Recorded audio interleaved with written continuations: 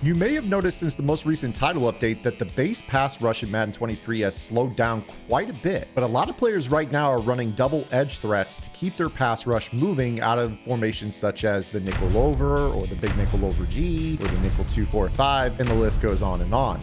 In today's video, I'm going to show you guys how you guys can shut down the edge threat ability without needing any AP on your offensive line. Let's get into it.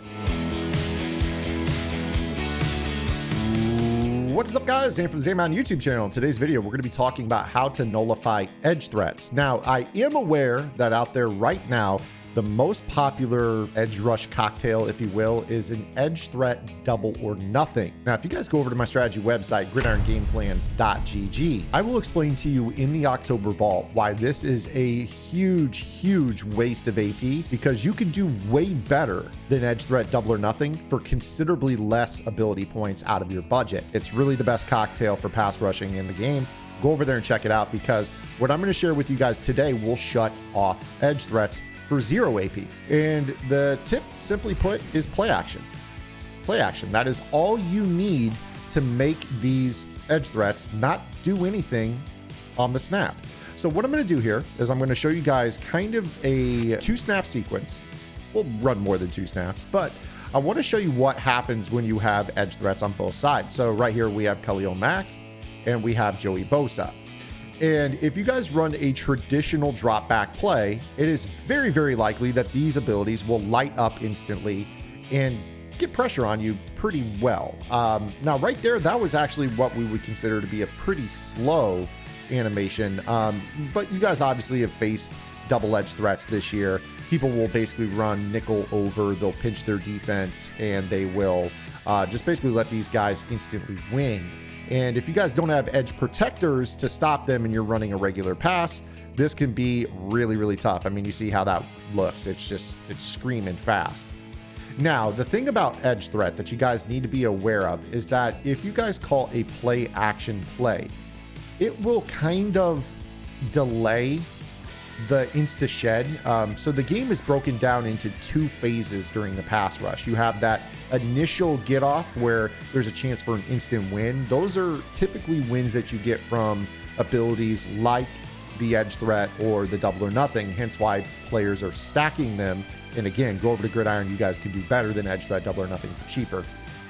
But when you guys use play action, especially against edge threat, it will really delay their get off, and they may light up, but they don't really shed. In fact, it really kind of ends up being a deal where realistically you have time to throw.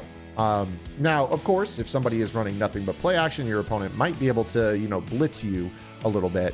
But even pass committing does not change things. So right here, I'm going to pass commit on defense, and I'm going to run a play action fake. And you're going to see here that those abilities do not get off their blocks at all like a regular edge threat does. You guys have seen the synchronized win animations around the edge.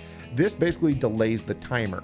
Again, they can still shed. They just don't instant win like they do when you run a traditional drop back pass. So you see right here how it looks like Khalil Mack is going to win, and then he kind of gets held into his block, and then he has to play a second animation to get off that block. Well, at this point, look at really the route dispersion. We've got a couple of guys 20, 25 yards downfield at this point. You guys, depending on what coverage shell you're facing behind this, have time to get this to work. And again, it does stink being caught in a situation where you don't have edge protectors, but at least this is a way where you can base your offense in a manner that will allow you to avoid these instant sheds. So let me take you into my offense on the X Nasty. Now, speaking of Gridiron game plans, I just updated my X Nasty game plan with an entire second game plan inside of my Vikings offense, which is going to focus on the ace personnel, which is going to be your ace close, deuce close, and wing flex close. I've got ability AP suggestions for you guys, whether you guys run my primary X Nasty offense, or if you just want to run some of the ace stuff, I've got recommended AP for that as well. So if you guys are looking for something to spice up your Madden 23 game as we hit into the fall months, head over to Gridiron. It's only $9.95 for the entire site, and that includes our lab sessions in our Discord every single Wednesday. But what we're going to do here is we are going to run a traditional drop back pass out of my X Nasty. And there are quite a few days where I decide not to go with edge protectors. And if I face double edge threat, it's a long game unless I run play action. So you see right here, if I were to just run a regular pass, see how those guys basically light up and then, you know, we have to get the ball out. It's pretty scary, right? Now, to be honest with you, we're pretty well developed in the resistance at this point. I think if I were to really take a look here at this, yeah, you see we got full resistance on really both sides to these guys. But again, this ends up being pretty tough. You guys have all been there where, you know, these abilities go crazy. And when that happens, it's a long game because those guys are off their blocks instantly, and it really, really makes things slow. Well, the X Nasty has basically a ton of play action. I mean, there's so much play action in this playbook. It's actually ridiculous how much there is.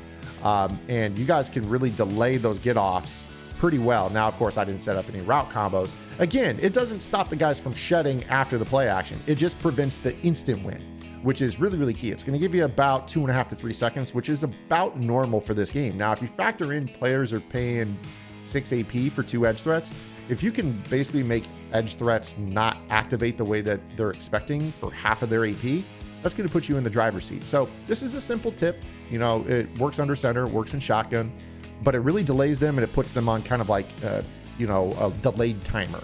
And that's a solid tip, you know, because not everybody has the coinage to go for the discounted edge protectors or some of the legend items that get the discounted edge protectors. And, you know, this is a way to at least keep yourself in a ball game when you're losing the AP battle. So I hope you guys liked this video. If you did, make sure you guys give it a thumbs up. If you have any questions, comments, concerns, or complaints, drop those below as always. And we'll see you guys tomorrow with our next video upload. Until then, this is Zan. Get in the lab and good luck.